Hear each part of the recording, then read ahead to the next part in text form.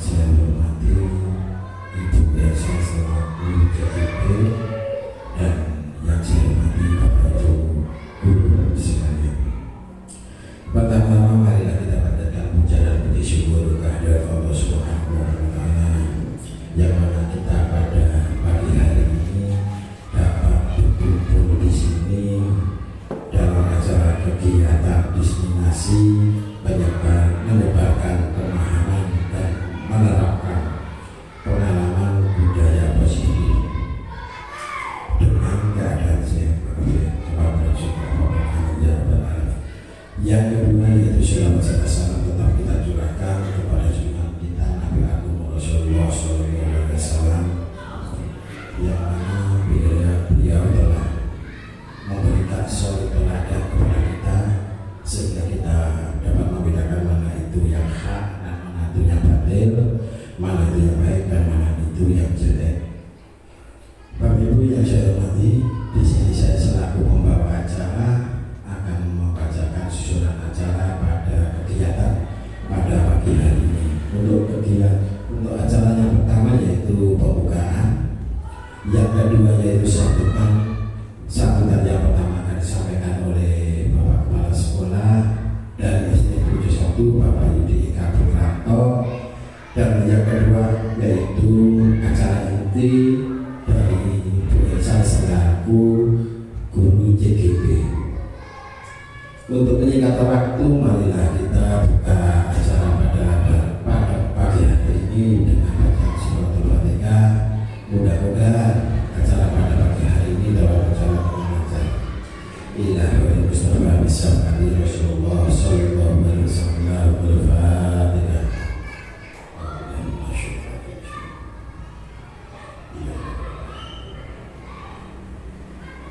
Terima kasih baca suratul Fatihah. Mudah-mudahan apa yang kita baca dicatat oleh Allah Subhanahu wa Ta'ala. Untuk acara yang kedua yaitu sambutan yang pertama akan disampaikan oleh Bapak Kepala Sekolah SD 71 Bapak Yudi Eka Putranto. Kepada beliau dipersilakan.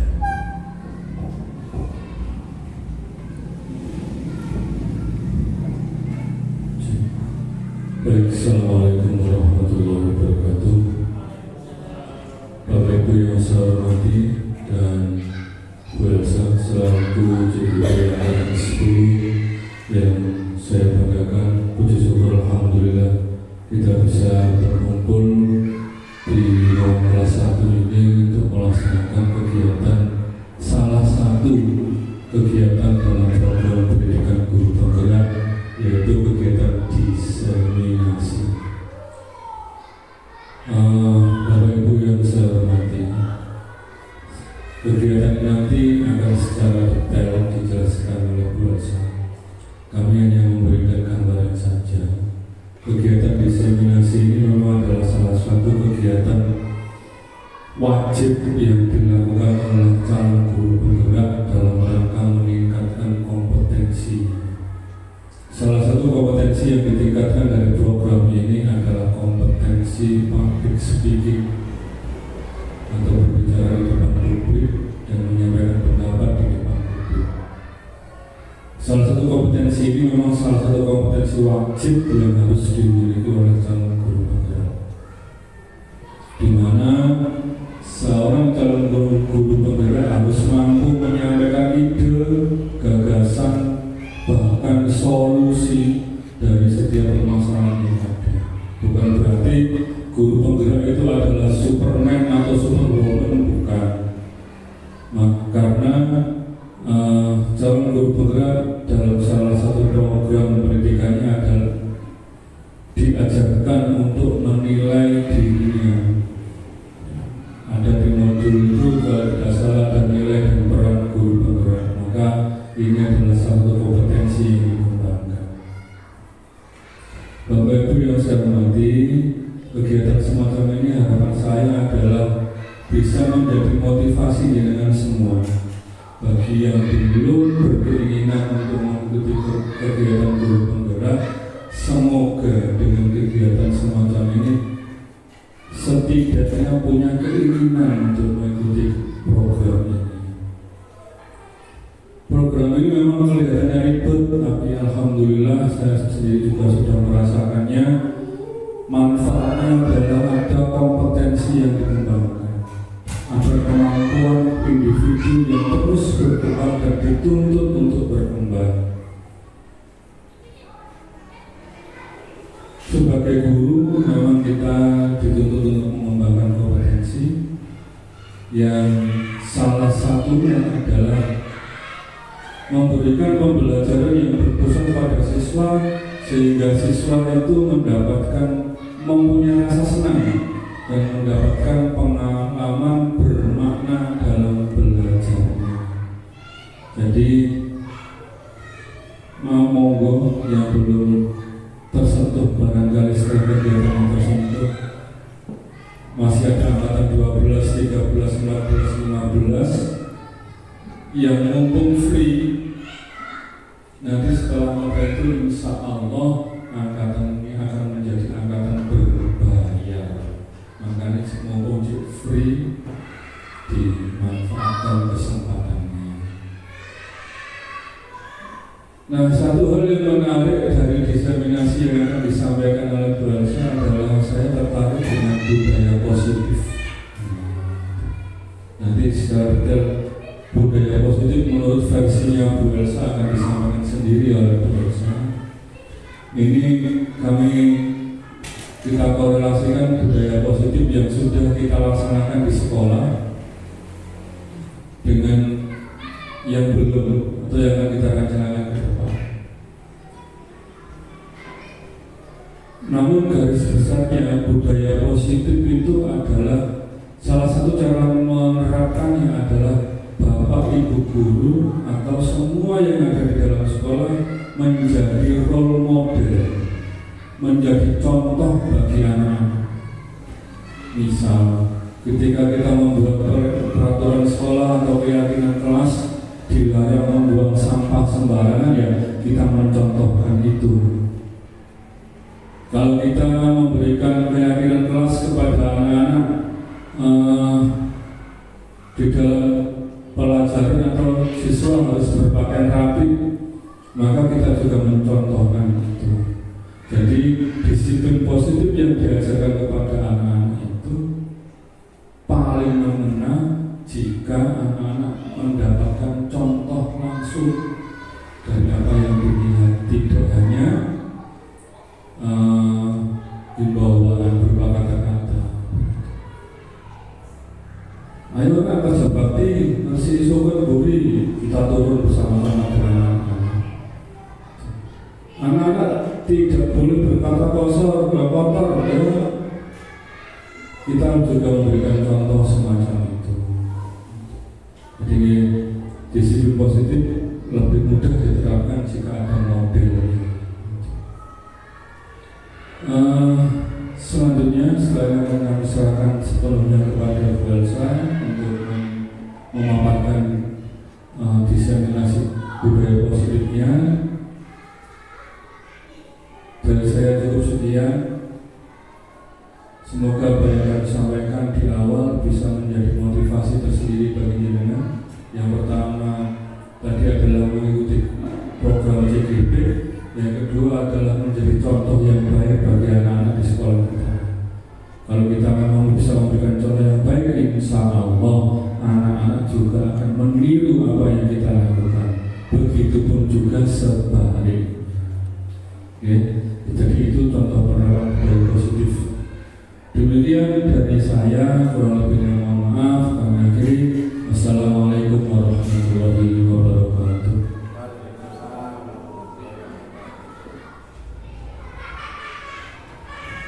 Terima kasih. Itu dari sambutan dari Bapak Kepala Sekolah SD 71 Bapak Yudi Kantotrato.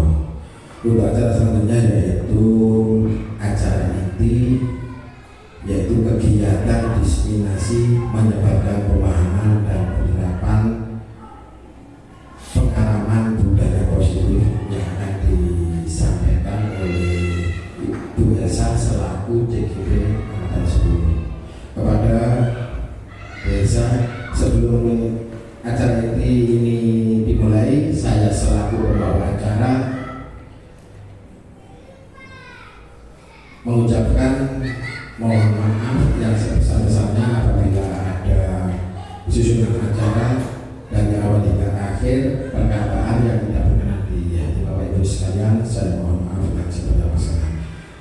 akhiri, Assalamualaikum warahmatullahi wabarakatuh. Kepada Irsa, silakan.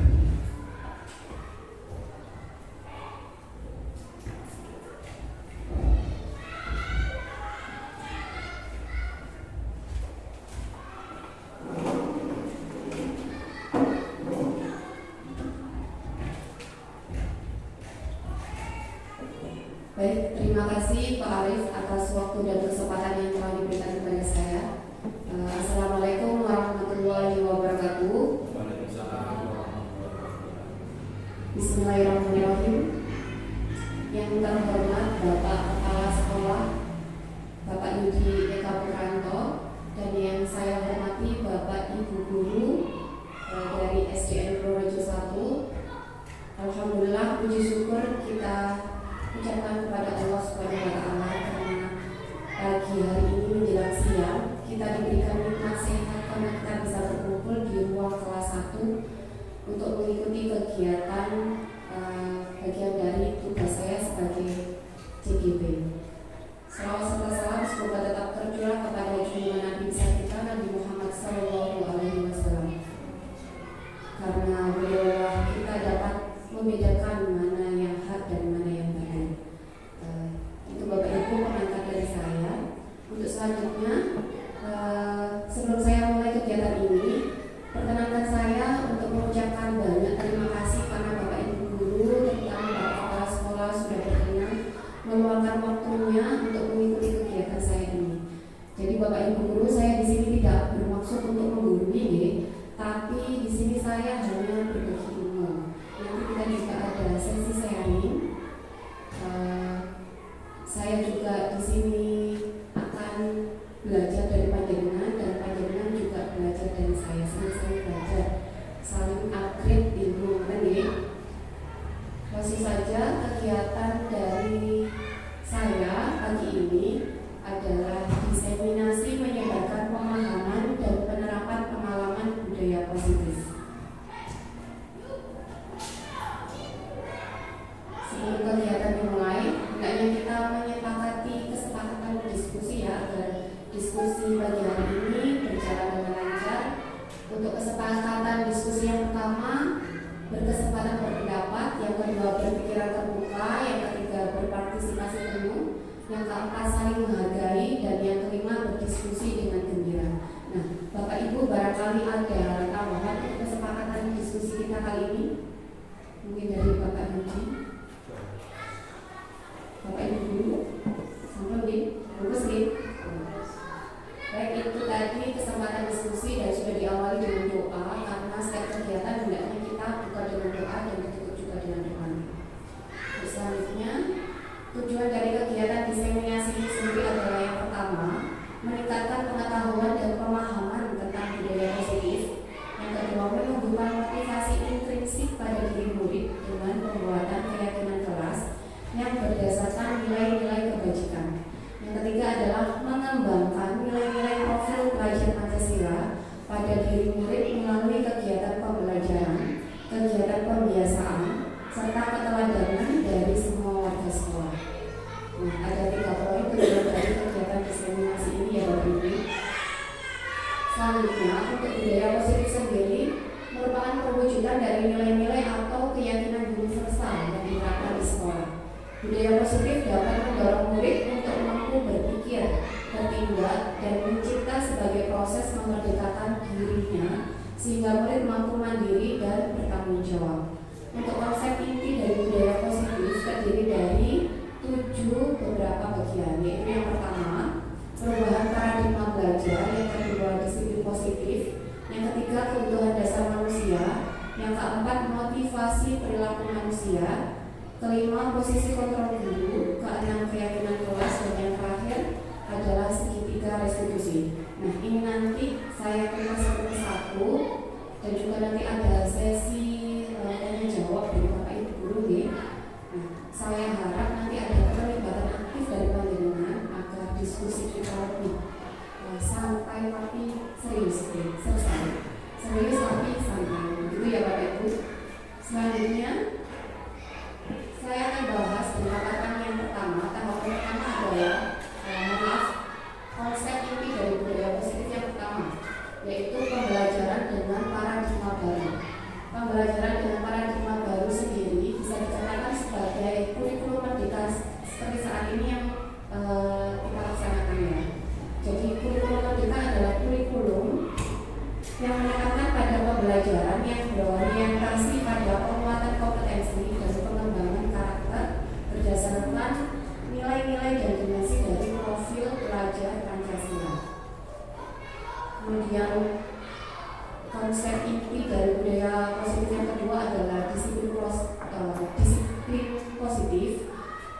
yaitu pembiasaan-pembiasaan hal baik, mencakup sikap atau perilaku maupun kata-kata oleh seluruh warga sekolah, terutama bagi murid agar dapat berkembang menjadi pribadi yang kritis, mandiri, dan bertanggung jawab. Sebagai pendidik, tujuan kita adalah menciptakan peserta didik yang memiliki disiplin diri, sehingga mereka berperilaku mengacu kepada nilai-nilai kebajikan universal dan memiliki motivasi dalam diri menuju perubahan perilaku ke arah yang lebih baik. Konsep inti budaya positif yang ketiga adalah kebutuhan dasar manusia, yaitu sesuatu yang kita lakukan untuk mendapatkan apa yang kita inginkan. Seluruh tindakan yang kita lakukan memiliki tujuan. Semua usaha terbaik yang kita lakukan juga agar kebutuhan dasar kita terpenuhi dengan baik. Jadi kebutuhan dasar manusia adalah kebutuhan yang harus kita penuhi oleh setiap manusia. Kebutuhan dasar manusia sendiri meliputi 5, yaitu yang pertama bertahan hidup. Bertahan hidup sendiri kebutuhannya meliputi makanan, pakaian, tempat tinggal, keamanan, dan kesehatan. Yang kedua adalah kebutuhan kasih sayang dan rasa diterima, meliputi rasa diterima, dipedulikan, berbagi, bersama, dan menjadi bagian dalam kelompok. Kebutuhan yang ketiga adalah penguasaan, meliputi harga diri, keinginan untuk dianggap, memimpin, berprestasi, diakui, dan dikenal. Kebutuhan yang keempat adalah kebebasan, meliputi mandiri, memiliki pilihan, mencoba hal baru, dan mampu mengendalikan arah dirinya. Kebutuhan yang terakhir adalah kesenangan, meliputi bermain, humor, antusias, dan ketawa.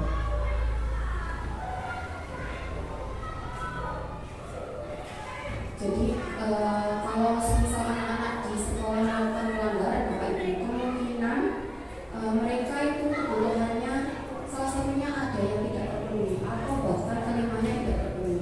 Jadi kemungkinan kalau di rumah kebutuhan dasarnya tidak terpenuhi salah satu saja, bisa jadi bisa dilampiaskan di sekolah. Jadi pelanggaran yang mereka lakukan itu pasti ada alasannya. Kemungkinan ya salah satu ini kebutuhan dasar mereka tidak terpenuhi. Mungkin dari kasih sayang orang tua atau kesenangan mereka yang terbatas begitu. Selanjutnya adalah yang keempat, motivasi perilaku manusia. Motivasi sendiri mempunyai pengertian yaitu hal yang mendasari seseorang untuk berlaku atau bertindak.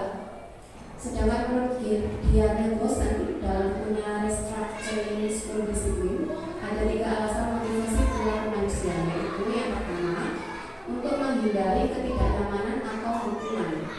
Nah, yang pertama ini termasuk motivasi eksternal karena dirinya itu bersifat menghindari hukuman.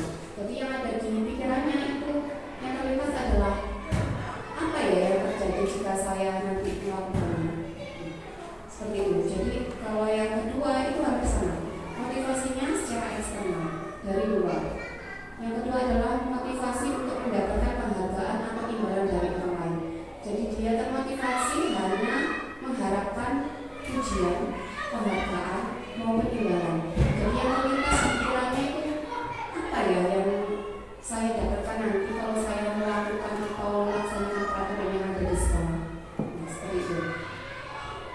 Untuk motivasi yang ketiga, ini motivasi tingkat tertinggi. Dari motivasi 1 dan 2. Kalau 1 rendah, kedua sedang, dan ketiga ini tertinggi, yaitu motivasi internal. Motivasi yang timbul dari dirinya sendiri berdasarkan nilai-nilai kebajikan yang dia yakini, yaitu motivasi untuk menjadi orang yang seperti apa yang mereka inginkan dan menghargai diri sendiri dengan nilai-nilai yang mereka percaya.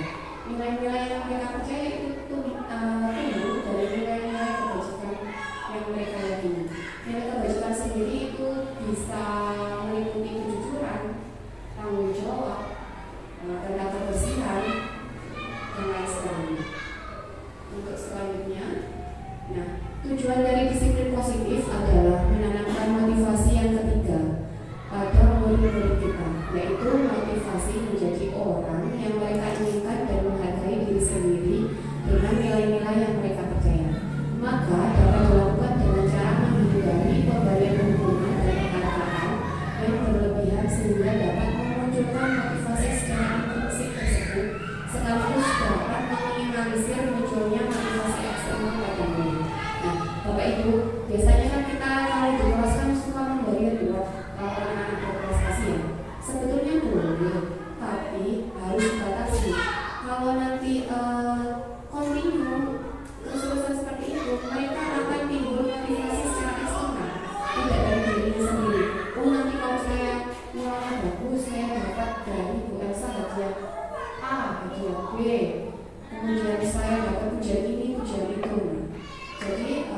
sebagai seorang pendidik, kita harus bisa menumbuhkan motivasi yang ketiga ini, yaitu motivasi menjadikan murid kita menjadi orang yang mereka inginkan dan menghargai dirinya sendiri dengan nilai-nilai yang mereka percaya, yaitu nilai-nilai kebajikan yang harus mereka tanamkan dalam diri mereka sendiri. Kemudian konsep inti budaya positif yang kelima yaitu posisi kontrol guru. Nah, menurut William Gibson menyimpulkan 5 posisi kontrol guru, yaitu yang pertama penghukum, yang kedua pembuat merasa bersalah, yang ketiga teman, yang keempat pemantau, dan yang kelima adalah manajer. Nah, sebelum saya lanjutkan ke contoh studi kasus ya Bapak Ibu, saya ingin menjelaskan dulu perbedaan antara hukuman, konsekuensi, dan restitusi itu apa sih? Kalau kita baca sekilas saja kan hampir mirip ya hukuman dengan konsekuensi, Bapak Ibu. Tapi sebetulnya ada perbedaannya. Kalau hukuman lebih ke tidak terencana atau tiba-tiba atau serta-merta diberikan kepada murid. Jadi murid itu tidak tahu apa yang akan terjadi dan bersifat satu arah. Jadi yang memberikan hukuman adalah guru. Kemudian berupa hukuman fisik atau psikis. Nah, hukuman ini tidak hanya berupa kamu harus push up, melepas sepatu saja karena dia sepatunya tidak sesuai peraturan sekolah, sepatunya warna putih, melepaskan sepatu saja itu juga sudah termasuk hukuman. Ya. Untuk konsekuensi tersendiri adalah ciri-cirinya terencana atau disepakati sesuai peraturan. Yang kedua, murid tetap dibuat tidak nyaman dan sikap guru selalu memonitor murid. Jadi guru tetap memantau pada tahap konsekuensi ini. Kemudian yang terakhir adalah restitusi. Restitusi sendiri adalah proses menciptakan kondisi bagi murid untuk memperbaiki kesalahan. Proses kolaboratif yang mengajarkan murid untuk mencari solusi sendiri. Nah, dari ketiga bentuk konsekuensi, hukuman, dan restitusi nanti akan kita temukan di studi kasus selanjutnya, Bapak Ibu. Ini contoh dari studi kasusnya Adi yang sering terlambat di sekolah. Nah, ini saya jelaskan dari yang sebelumnya, 5 posisi kontrol guru. Yang pertama adalah penghukum. Ciri-cirinya adalah nada suara guru itu tinggi, bahasa tubuhnya mata melotot, jari menunjuk dalam menghadap.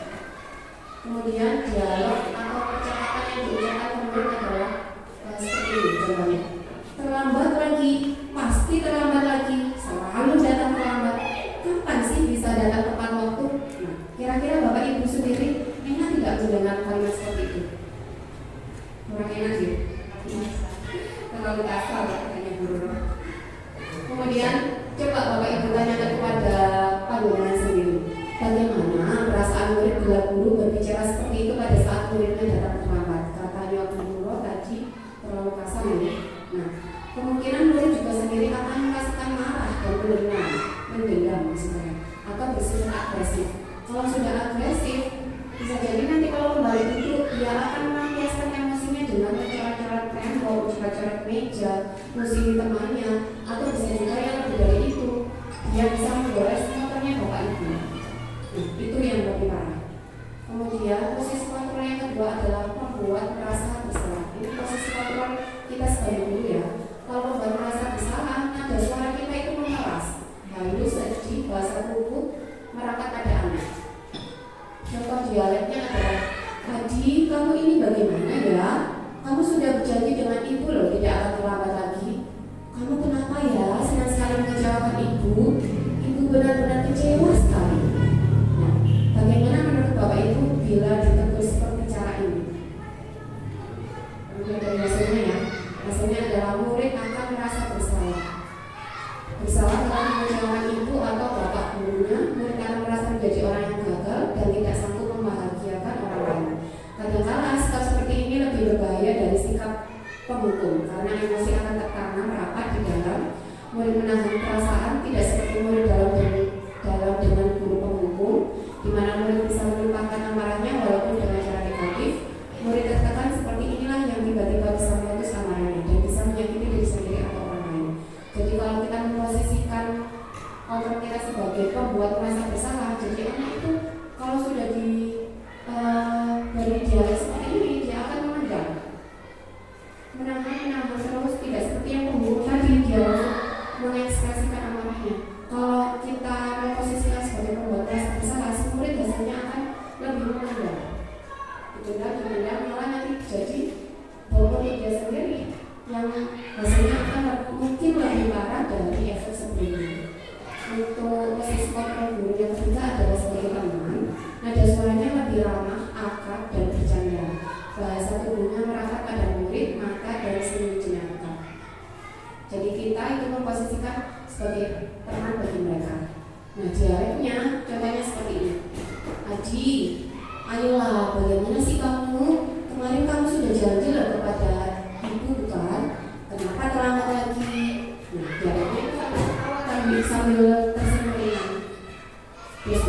tidak apa-apa, duduk dulu sana, nanti ibu guru bantu kamu ini ada-ada saja. Nah, itu contoh dialek kalau kita memposisikan guru sebagai kontrol teman. Nah, bagaimana perasaan murid dengan sikap guru seperti ini? Hasilnya mungkin saja murid akan merasa senang dan akrab dengan guru, karena bahasa kita ramah dan mendekat dengan murid tersebut ya, meskipun sudah melakukan kesalahan terlambat ke sekolah. Nah, ini termasuk dampak yang positif, hanya saja tetap ada sisi negatifnya. Murid akan menjadi tergantung pada guru tersebut. Bila ada masalah, dia merasa bisa mengandalkan guru tersebut untuk membantunya. Akibat lain dari posisi teman, adik hanya akan berbuat sesuatu bila yang menyuruh adalah guru tersebut, dan belum tentu berlaku yang sama dengan guru atau orang. Jadi di sini bisa kita simpulkan, kalau kita memposisikan kontrol kita sebagai teman, nanti si murid tersebut yang sudah melakukan pelanggaran akan jaga mau ke kita, istilahnya seperti itu. Saya melanggar aturan, bilang atau lapor sama Bu Elsa saja, karena Bu Elsa itu tidak akan marah-marah, menganggap saya sebagai bestinya, mungkin seperti itu ya. Tapi kalau untuk guru yang lain, dia tetap akan merasa takut. Jadi efeknya akan menggantungkan kepada kita yang menganggap mereka menjadi teman. Kemudian posisi kontrol guru yang keempat adalah sebagai pemantau. Nada suaranya datar, bahasa tubuh lebih formal. Nah, contoh dialeknya adalah guru berkata, "Adi, tahukah kamu jam berapa kita memulai?" Adi menjawab, "Tahu, Pak." Guru berkata lagi, "Kamu terlambat 15 menit loh. Apakah kamu sudah mengerti konsekuensi yang harus dilakukan bila terlambat?" Adi menjawab, "Paham, Pak. Saya harus tinggal kelas pada jam istirahat nanti dan mengerjakan tugas ketertinggalan saya." Guru berkata lagi, "Ya benar, tapi pada saat jam istirahat kamu harus tinggal di kelas untuk menyelesaikan tugas yang tertinggal tadi. Saya tunggu ya." Nah, jadi bahasanya santai tapi lebih formal.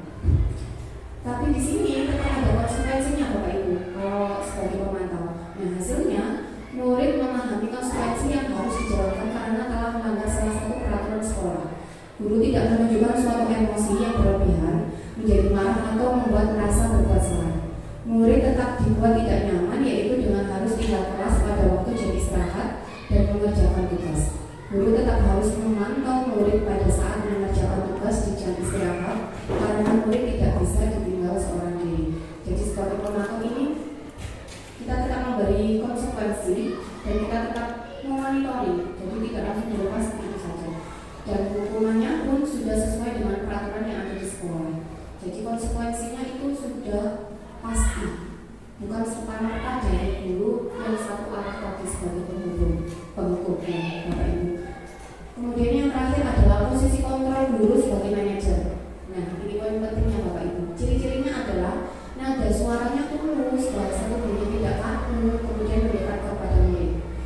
Contoh dialeknya adalah guru berkata, "Adi, apakah kamu mengetahui jam berapa sekolah dimulai?"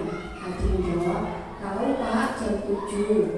Guru berkata lagi, "Ya, jadi kamu terlambat ya? Kira-kira bagaimana kamu akan memperbaiki masalah ini?" Adi menjawab, "Saya bisa menanyakan teman saya Pak untuk mengejar tugas yang tertinggal." Guru berkata lagi, "Baik, itu bisa dilakukan. Tapi apakah besok akan ada masalah untuk kamu agar bisa hadir tepat waktu ke sekolah?" Adi menjawab, "Tidak Pak, saya hadir tepat waktu." Guru berkata lagi, "Baik, saya hargai usahamu untuk memperbaiki ini." Nah, di sini bagaimana ya perasaan murid jika diperlakukan seperti ini Bapak Ibu? Jawabannya ada di slide berikutnya. Kalau menurut Bapak Ibu sendiri, bagaimana perasaan murid jika dialeknya seperti ini?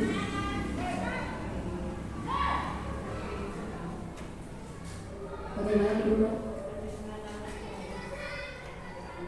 Ya, betul, Guru. Lebih senang karena lebih dihargai. Ya, jadi hasilnya adalah pada posisi manajer ini, guru itu tidak perlu marah, tidak perlu meninggikan suara, apalagi menunjuk-nunjuk menghadap ke murid, berkaca pinggang, bergerak seperti ini ya, atau bersikap seolah-olah menyesal tanpa sedih sekali akan perbuatan murid atau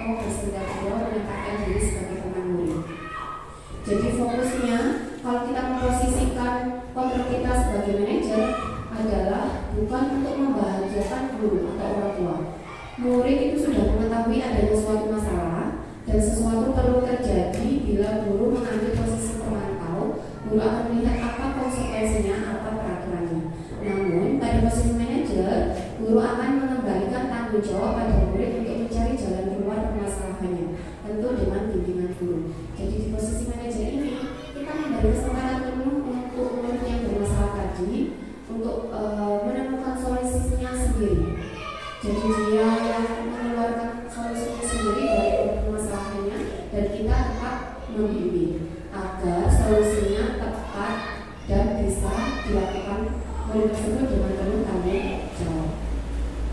Kemudian contoh lain dari penerapan 5 posisi kontrol adalah kasus murid tidak mengerjakan tugas yang diberikan guru.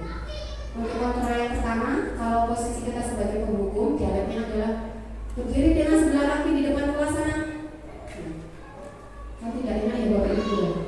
Didengar itu kalimatnya terkesan kasar mungkin. Kemudian posisi kontrol yang kedua adalah membuat merasa bersalah. Dialognya seperti ini.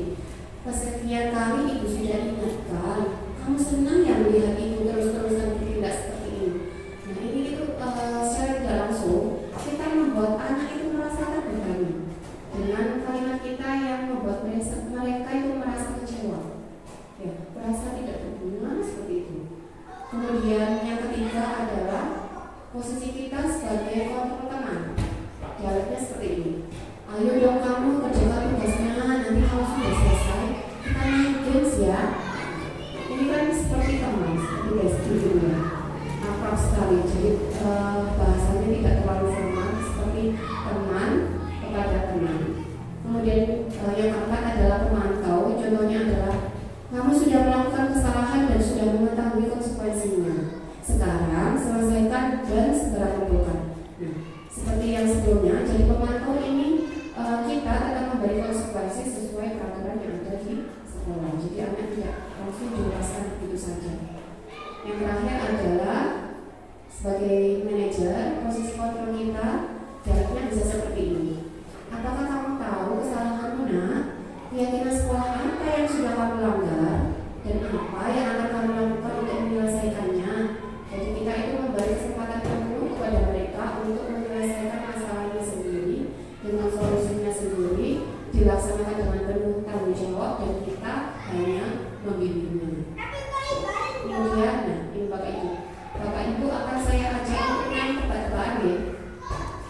Masih semangat Pak Bas? Saya lihat kepalanya dipegangi terus. Nah, Bapak Ibu guru, saya di sini kok Bapak Ibu sudah mulai menurun semangatnya. Boleh saya beri ice breathing sebentar? Ice breathingnya gampang kok Bapak Ibu, berupa tepuk. Nah, tepuk yang pertama itu tepuk semangat. Jadi tepuknya seperti ini. Sudah saya ajarkan di kelas 1 juga dan mereka sangat antusias sekali. Semoga Bapak Ibu juga antusias dan semangatnya bisa naik lagi. Ya. Tepuknya seperti ini Bapak Ibu, bisa berdiri mungkin. Mohon maaf.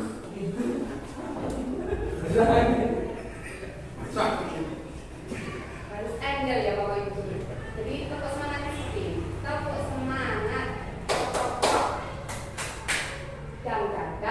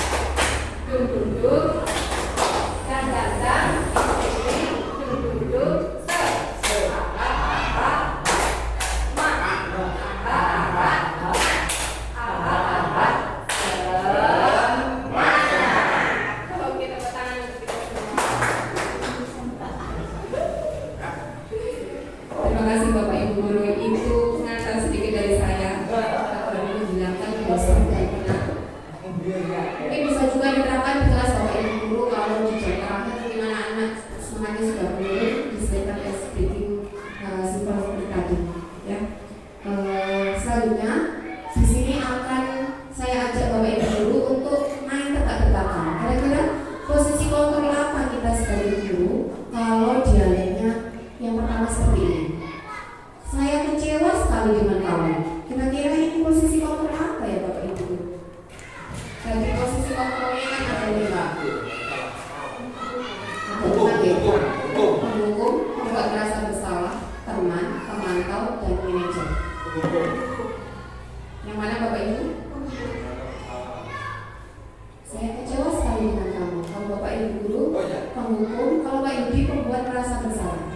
kita lihat. Nah, betul Pak Yudi. Itu ya Pak Yudi. Jadi nilainya tadi adalah. Karena kebetulan Pak Yudi ini guru penggerak dan langsung menjadi pengajar praktek. Jadi sudah melontok ibunya.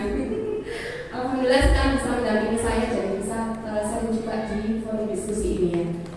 Jadi dialog yang pertama adalah posisi kultur kita sebagai pembuat merasa bersalah. Kemudian dialog yang kedua, kamu tidak pernah benar melakukannya. Sekarang kamu ini lakukan 3 kali. Apa Bapak Ibu Guru? Pak Ibu terakhir saja. Bapak Ibu Guru ya, coba dulu. Betul, kalau Pak Yudi, betul. Kemudian yang ketiga adalah dialeknya seperti ini. Kira-kira bagaimana kamu akan memperbaiki masalah ini?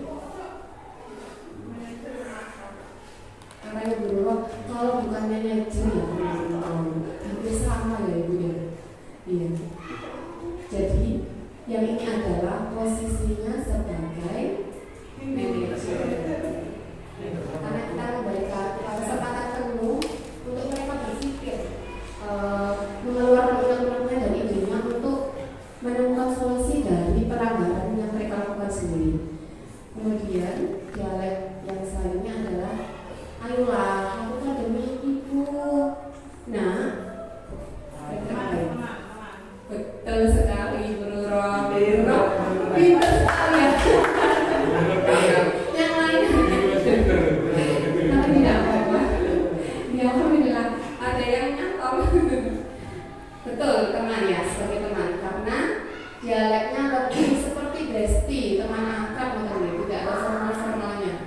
Kemudian selanjutnya, kamu terlambat 15 menit. Apakah kamu sudah mengerti konsekuensi yang dilakukan jika terlambat? Kira-kira posisi kontrol dulu di posisi mana Bapak Ibu? Ada pendukung, pemantau, manajer, teman, sama pembuat merasa bersalah. Nah, yang dulu tadi apa? Kata kuncinya adalah konsekuensi. Nah, tadi apa ya? Yang melibatkan konsekuensi yang harus mereka terima sesuai dengan peraturan sekolah adalah posisi kontrol kita sebagai pemantau. Jadi mereka tetap mendapat konsekuensi dan kita tetap memantau atau memonitoring dari konsekuensi yang mereka terima.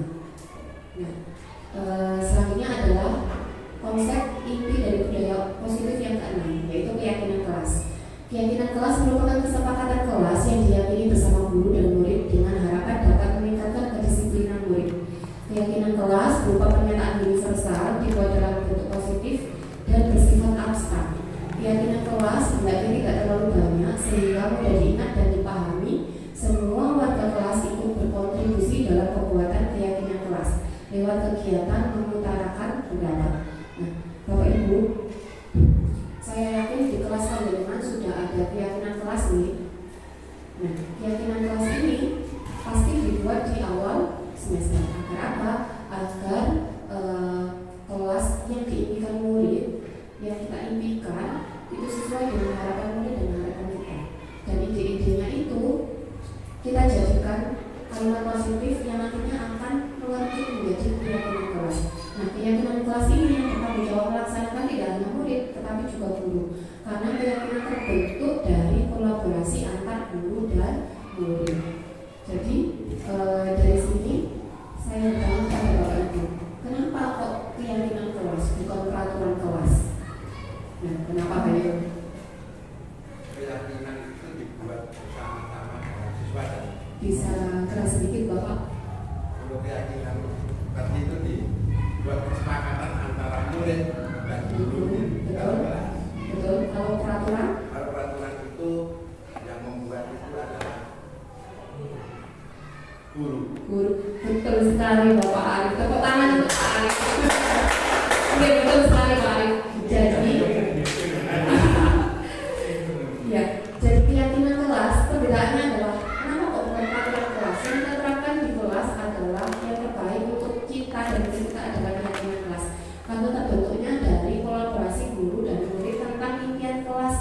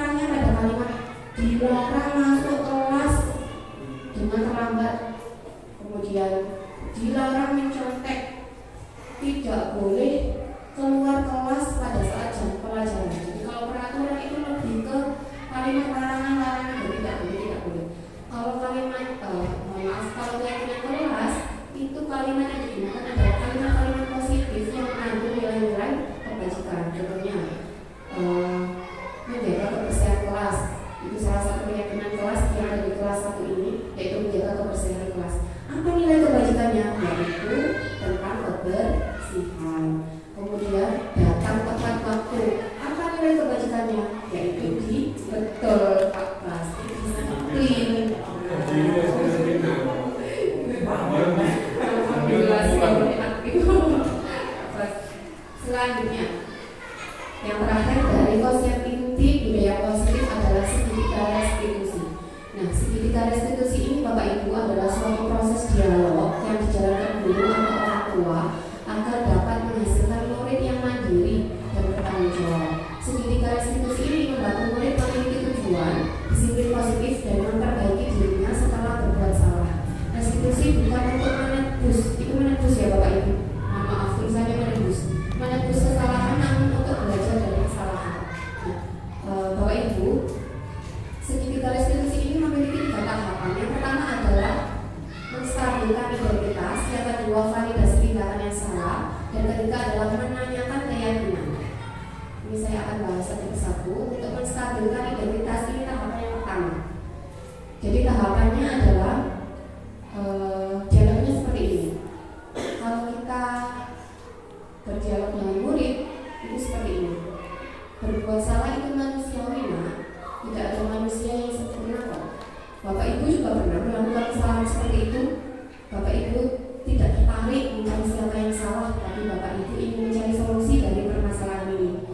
Kamu juga berhak merasa begitu. Nah, ini dialek yang bisa kita berikan kalau kita ingin menstabilkan identitas mereka atau murid-murid yang melakukan pelanggaran, agar dia tidak merasa gagal kalau setelah melakukan kesalahan, ya baik secara sengaja maupun tidak. Jadi anak yang gagal tersebut akan menjadi sukses kalau kita melakukan tahapan yang pertama ini, menstabilkan identitasnya dulu menjadi anak yang sukses nantinya. Kemudian yang kedua adalah memvalidasi tindakan yang salah dengan dialek seperti ini. Kamu pasti punya alasan kok mengapa melakukan hal itu. Benar apa tidak anak-anak? Maaf, benar apa tidak nak? Seperti itu. Kemudian yang kedua, padahal kamu bisa loh melakukan yang lebih buruk dari ini ya. Kemudian yang ketiga, kamu patut bangga pada dirimu sendiri karena kamu telah melindungi sesuatu yang penting buatmu. Kemudian tahapan yang ketiga adalah menanyakan keyakinan. Jadi kalau sudah menanyakan kalau sudah menstabilkan identitasnya dari yang gagal tadi, kemudian menjadi anak yang sukses nantinya, bisa kembali ke tengah-tengahnya dengan identitasnya yang baru. Kemudian yang kedua adalah validasi tindakan yang salah. Nah, yang terakhir adalah menanyakan keyakinan. Dialognya adalah apa keyakinan kelas kita? Nilai-nilai apa yang kita kelas atau bersama ya? Seperti apa gambaran kelas yang dijual menurut kamu? Kamu mau jadi orang yang seperti apa? Nah, ini dialog yang bisa kita berikan kepada anak untuk menanyakan keyakinan. Keyakinan yang ada pada dirinya tentang keyakinan di kelas tadi. Nah, apakah dia itu melakukan kesalahan atau sudah berdasarkan keyakinan kelas yang sudah kita sepakati bersama dengan murid sebelumnya? Seperti itu ya. Nah, kalau Ibu sebelum ke kesimpulan, saya mau bertanya kepada Bapak Ibu, flashback yang tadi ya, 5 posisi kontrol dulu. Manakah yang tepat dan cocok untuk kita terapkan di sekolah kita ini? Menurut Bapak Ibu yang mana? Pembukunkah, pemantau, teman, manajer, atau pembuat merasa bersalah? Apa Pak Kamil? Manajer, betul sekali. Tepuk tangan untuk Pak Kamil. Itu Pak Kamil. Iya, betul sekali Bapak Ibu. Jadi 5 posisi kontrol sebagai guru tadi yang baik kita terapkan di sekolah kita, yaitu sebagai manajer dengan menerapkan segitiga restitusi ini. Ya. Jadi kalau kita menemukan pelanggaran pada siswanya kita panggil, kita ajak berdialog dengan tahapan 3 segitiga restitusi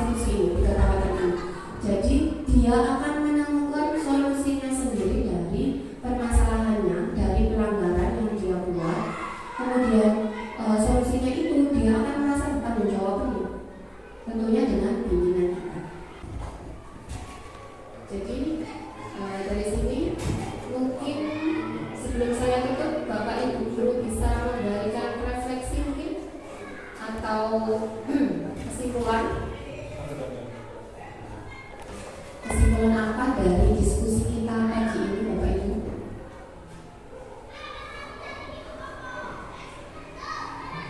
Pas? Ya, kalau dari saya sedikit juga, Bapak Ibu. Kesimpulan dari sesi kita pagi menjelang siang ini adalah penerapan budaya positif di sekolah merupakan salah satu upaya peningkatan kualitas pendidikan nasional. Diharapkan jika seluruh konsep inti dari budaya positif tersebut yang ada 7 tadi, jika telah dipahami oleh warga sekolah, maka akan terbangun budaya positif di lingkungan sekolah. Penerapan budaya positif ini tidak bisa dilakukan tanpa dukungan dari semua elemen yang ada di sekolah. Dengan penerapan budaya positif juga diharapkan dapat mewujudkan visi sekolah dan membentuk karakter murid yang memiliki nilai-nilai profil pelajar Pancasila. Nah, tapi ini poin pentingnya ya. Sejak kepemimpinan Pak Yudi, ya Alhamdulillah kita adalah sekolah yang sudah menerapkan budaya positif. Terlihat dari kurikulum yang sudah kita terapkan, yaitu kurikulum Merdeka yang berorientasi pada pengembangan kompetensi dan penguatan karakter pada anak. Jadi berpihak pada murid. Kemudian di sekolah kita dengan kolaborasinya Pak Yudi dan Dewan Guru semua, kita juga sudah memasang slogan-slogan yang berbicara positif. Contohnya budaya 5S, kemudian membiasakan berkata 4 kata ajaib, kemudian juga kita ada program-program pembiasaan dari Pak Yudi, kemudian juga ada keteladanan dari Bapak Ibu gurunya. Itu keunggulan dan yang sudah kita lakukan atau aksi nyata kita, ya Bapak Ibu guru, kita tepuk tangan bersama untuk kita semua. Tapi Bapak Ibu guru, karena kita sudah ada aksi nyata, tentunya kita harus mempertahankan tersebut agar tetap terwujud visi sekolah kita. Karena visi kita juga sudah kita rumuskan bersama dengan Bapak Kepala Sekolah, pemerintah dan Dewan Guru. Jadi visi harus tetap terwujud dengan cara mempertahankan budaya positif yang sudah kita laksanakan bersama. Cukup sekian dari saya, Bapak Ibu. Terima kasih, semoga bermanfaat. Sebelum saya tutup, izinkan saya untuk mohon maaf jika ada kekurangan dan kesalahan dalam penyampaian materi saya tadi, karena kesempurnaan hanya milik Allah ya Bapak Ibu. Saya di sini masih tahap belajar, upgrade ilmu juga dari panjenengan, dari Bapak Kepala Sekolah tentunya. Nah, itu saja Bapak Ibu guru. Terima kasih. Wassalamualaikum warahmatullahi wabarakatuh. Karena ini masih awal semester, jadi UL ingin mengajak kalian untuk membuat keyakinan kelas atau kesepakatan kelas. Kelas berapa ini? 1. Oke, kelas 1. Diajak UL membuat kesepakatan kelas. Kalian tahu tidak kesepakatan kelas itu apa ya? Tidak tahu katanya Mas Yovan. Di TK mungkin pernah sudah diajak membuat kesepakatan kelas? Tidak. Cuma mewarna, menulis begitu ya. Oke. Jadi anak-anak, yang dimaksud kesepakatan kelas itu adalah aturan yang dibuat oleh guru dan murid secara bersama-sama. Jadi aturannya sampean yang membuat, sampean yang mengesahkan, sampean juga yang melaksanakan. Bersama siapa? Bu Elsa. Bersama gurunya. Jadi aturannya bukan dari sekolah, bukan dari orang tua sampean, tapi dari siapa? Murid. Dari murid, dari kalian sendiri. Bu El juga yakin sampean pasti punya kelas impian. Betul tidak? Betul. Kelas impian itu kelas yang dijamba-jambakan, kelas yang diinginkan, kelas yang sampean harapkan itu yang seperti apa? Itu terus yang ber-AC. Yang ber-AC. Bu El juga yakin sampean juga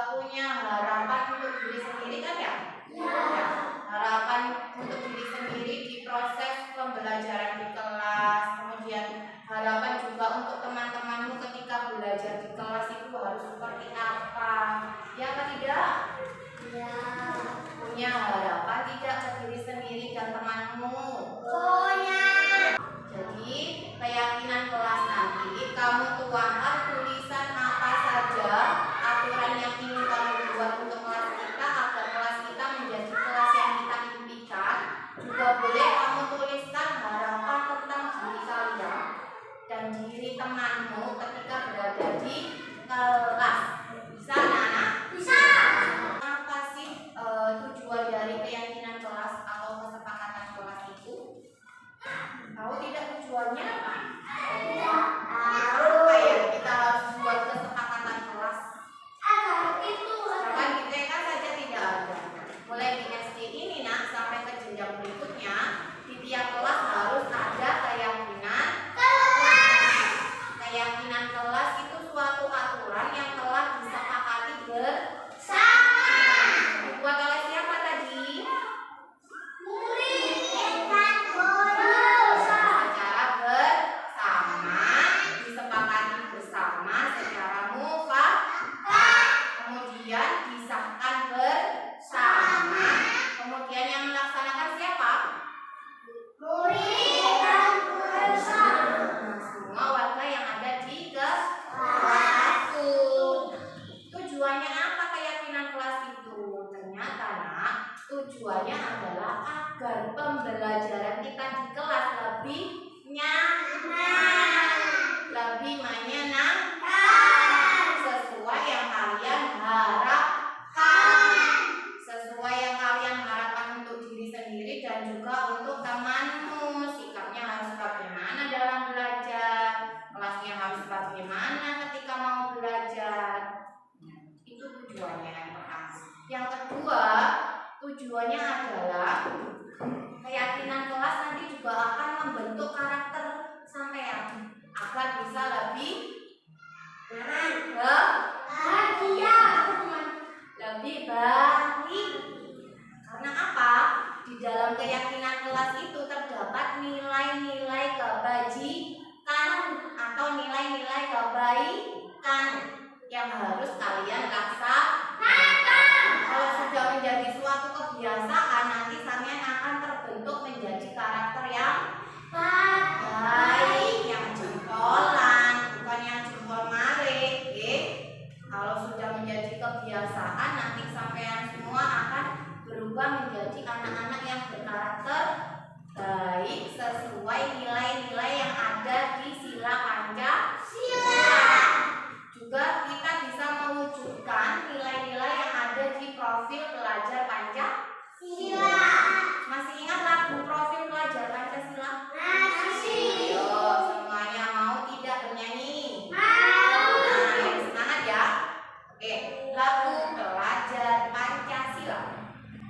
Belajar Pancasila, beriman dan bertakwa kepada Tuhan Yang Esa dan berhak yang mulia, berkebinekaan global, gotong royong, mandiri, kreatif dan beranalitis.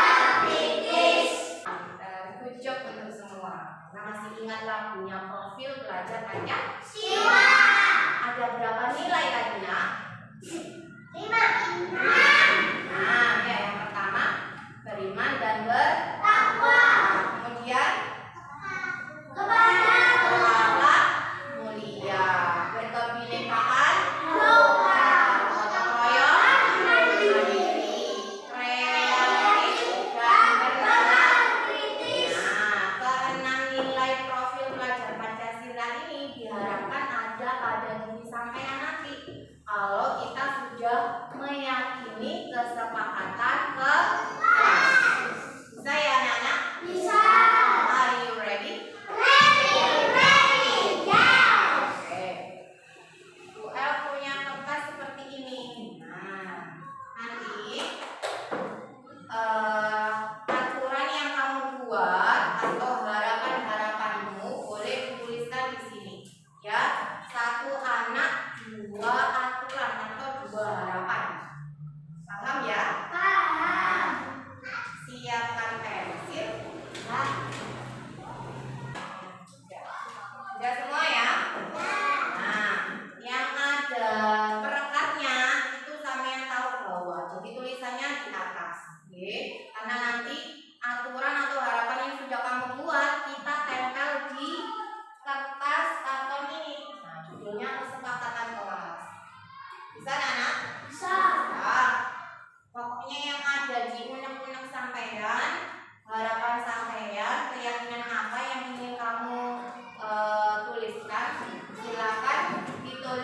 kertasnya. Oke? Langsung saja bisa dimulai. Jangan lupa diberi nama. Nama panggilan saja ya.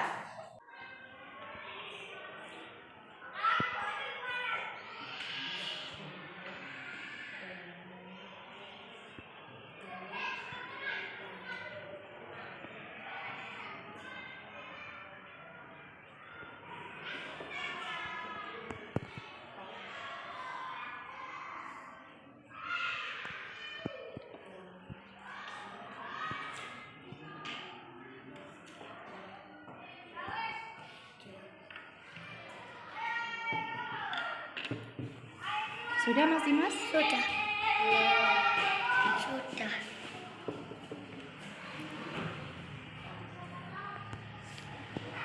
Mati kan?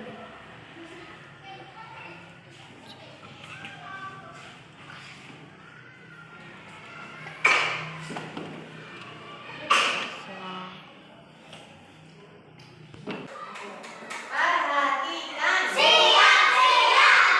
Have you finished? Sudah selesai semua menuliskan di kertasnya? Baik, kalau sudah, silakan saling bergantian untuk menempel kertasnya di kertas karton depan. Silakan.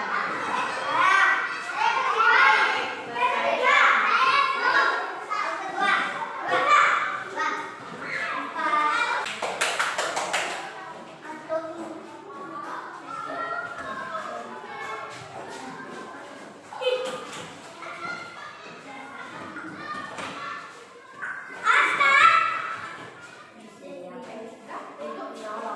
Sudah Mas Yohan? Di kaki ya. Sudah tertempel semua? Ada yang bisa membantu Bu El untuk ke depan? Satu Mbak Nabila. Dulu silakan Mbak Nabila di sini.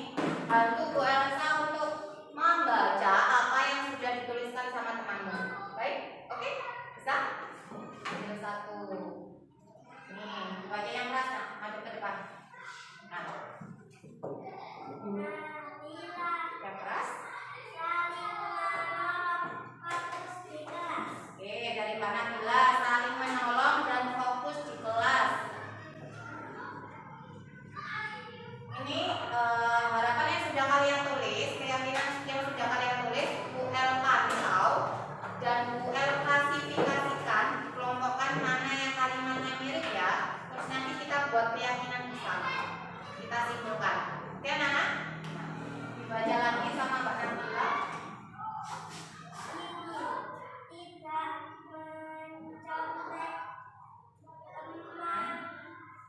Tidak jajan dari Bang Iin. Tidak mencontek teman, tidak jajan sembarangan. Oke. Lanjut.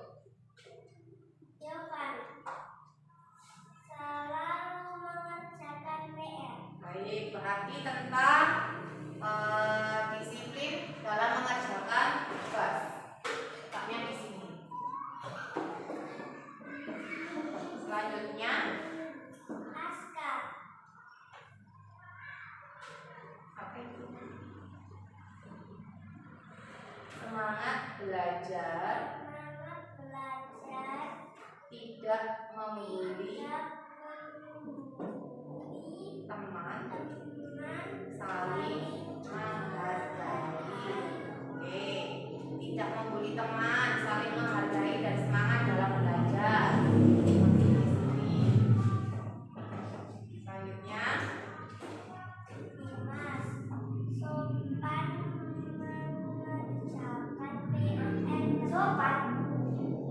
Mas Dimas sopan dan mengerjakan PR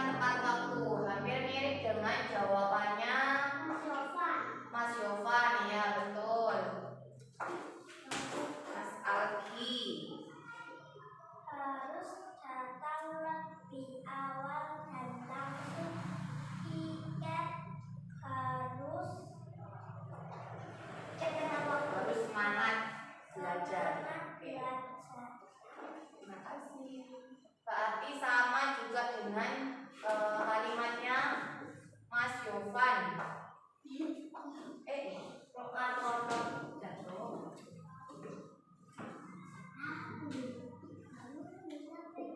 Mas Rena?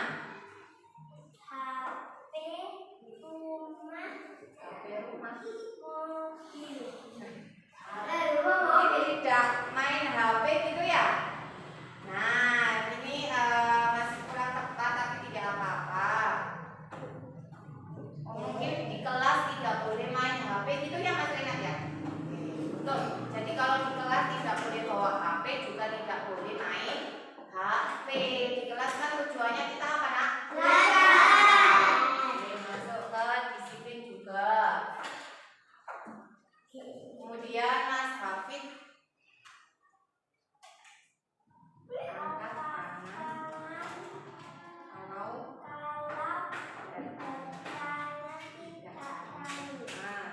Mas Hafid katanya angkat tangan kalau bertanya dan tidak rame.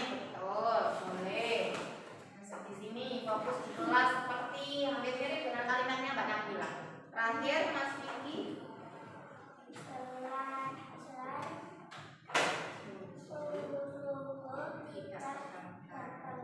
Oke, terima kasih Mbak Nabila. Nah, karena kertas sampean ini sudah dikelompokkan sama Bu Elsa, maka selanjutnya adalah kita buat desainnya. Siapa yang mau main laptop? Sit down please. Yes. Senang ya kalau main laptop? Iya. Jadi keyakinannya sudah kita tuliskan bersama. Nanti kita desain, kemudian kita print dan ditempel di mana? Di dinding agar setiap hari bisa terbaca dan terlihat. Nah, siapa yang mau mendesain? Oke, silakan duduk lagi, bergantian ya.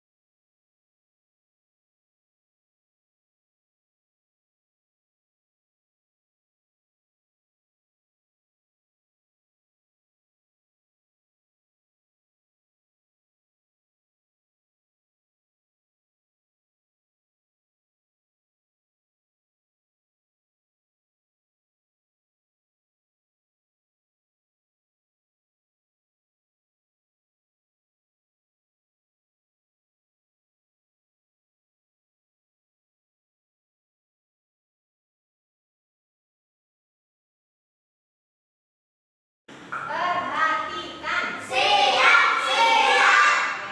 Ini anak-anak, desain kesepakatan kelas kita sudah jadi. Yang tadi sama yang buat bersama Bu El. Nih ya. Coba perhatikan semua. Kita lihat apa saja kesepakatan kelas saat ini. Yang pertama adalah apa nak? Ini perlu diingat ya. Perlu diingat dan dilaksanakan. Yang pertama, tepat waktu masuk dan keluar kelas. Apakah boleh kita masuk kelas terlambat? Tidak. Ya. Setelah jam istirahat ada bel masuk juga. Apakah boleh kita campuran di kantin? Tidak. Tidak ya. Jadi kalau sudah ada bel masuk atau jamnya masuk harus segera masuk. Yang kedua apa nak?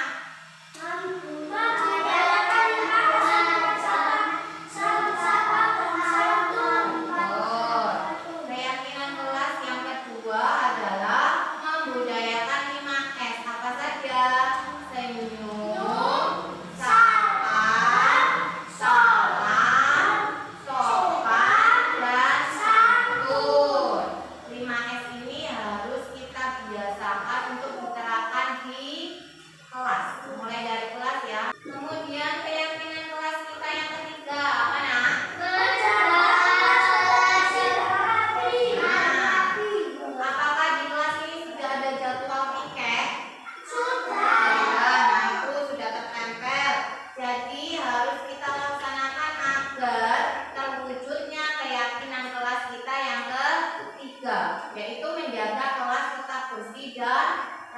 Tapi kalau kelas kita bersih, efeknya apa, Nak?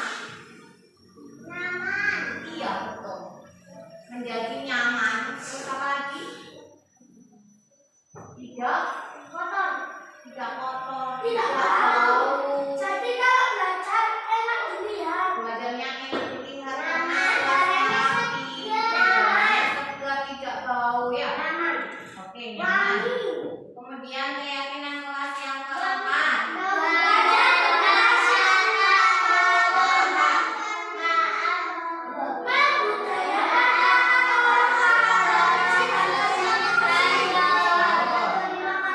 Nah, membudayakan kata tolong, maaf, permisi, dan terima kasih merupakan 4 kata ajaib. Kemudian keyakinan kelas kita yang kelima apa? Belajar dengan asik, seru-seru dan serius. Nah, kemudian lanjut, keyakinan kelas kita yang keenam apa? Fokus ketika guru menjelaskan materi. Nah, fokus ketika guru menjelaskan materi. Ketika Bu Elsa berbicara, kalian Mendengarkan. Siap. seperti itu ya. Kemudian yang ketujuh apa, Nak? Saling mengingatkan dalam kebaikan. Kebaikan. Oke, seperti yang ditulis teman-temanmu tadi. Saling mengingatkan dalam kebaikan itu kebaikan apa saja? Menolong. Betul, Mas Hafid, pinter. Saling tolong menolong. Saling belajar. Saling menghargai. Saling menghormati. Menghormati. Betul, saling menghormati. Mengajak sholat kalau sudah waktunya duha Betul. Sekarang yang ke-8. Mengangkat tangan saat ingin bertanya dan meminta izin. Meminta izin kemana? Ke toilet. Nah, oke. Jadi kalau mau bertanya atau minta izin ke toilet atau keluar harus angkat tangan agar menjadi anak yang sopan. Kemudian yang ke-9, keyakinan kelas kita apa?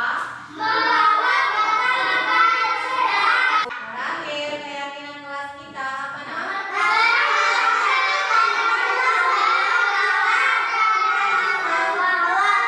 Mengerjakan tugas dengan rasa penuh tanggung jawab. Tugas apa saja yang dimaksud?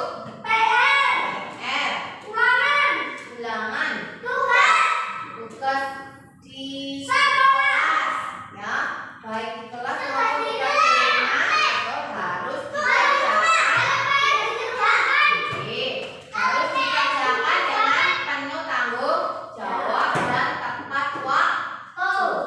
Karena sudah kita sepakati bersama, nanti anak-anak diminta Bu R untuk tanda tangan, ya, sebagai bukti bahwa kesepakatan kelas kita sudah sah, karena sudah sampean buat sendiri dengan dipandu Bu Elsa, sampean juga buat desain sendiri dengan dibantu Bu Elsa. Kemudian yang terakhir kita tanda tangani dan harus kita laksanakan bersama.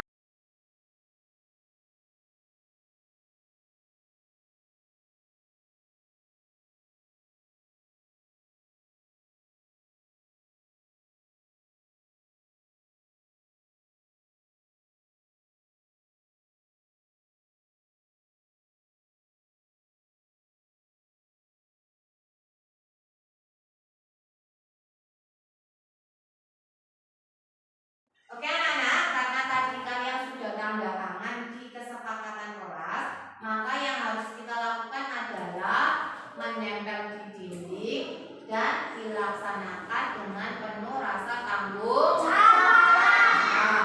Karena sudah kita yakini bersama, maka harus kita laksanakan. Nah, untuk kesepakatan kelas ini, Nak, tidak serta-merta bisa membentuk kalian langsung menjadi anak yang jempol.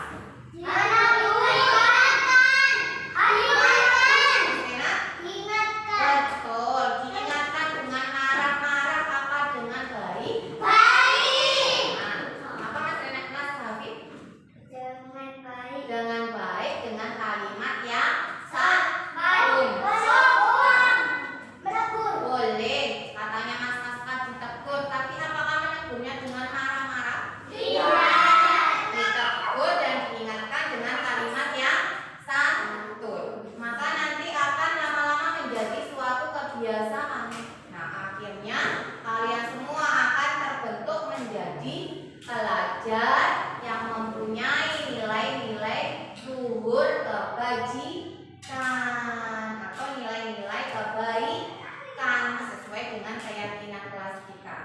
Bisa anak-anak dilaksanakan bersama? Mana suaramu?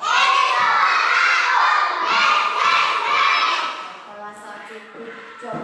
Mau diberi buah apa lagi? Kelas 1?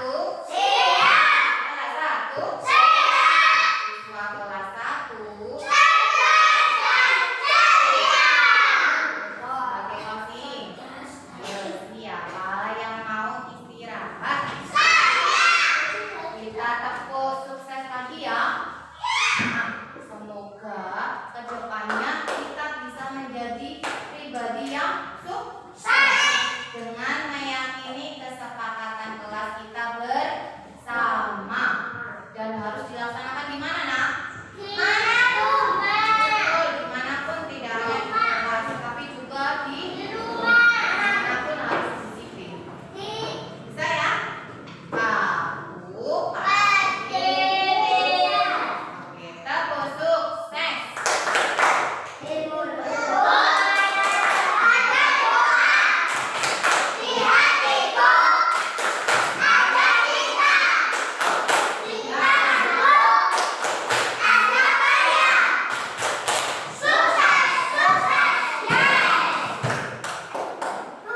Tepuk salut untuk kelas 1.